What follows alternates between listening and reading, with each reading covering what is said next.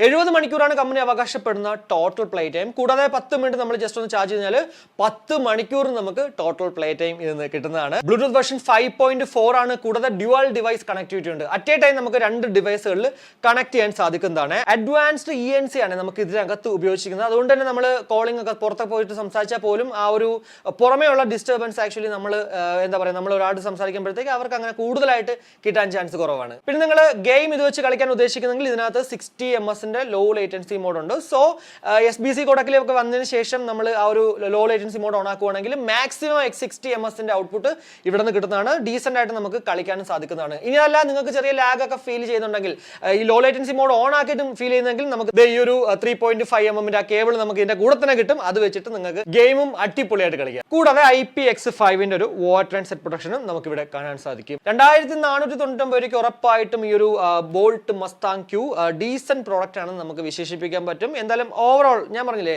ആ ഒരു build quality ആണെങ്കിലും മ്യൂസിക് ക്വാളിറ്റി ആണെങ്കിലും പിന്നെ ആ ഒരു ഗെയിം കളിക്കാനൊക്കെ ആണെങ്കിലും എല്ലാം കൊണ്ടും ബെറ്റർ തന്നെയാണ്.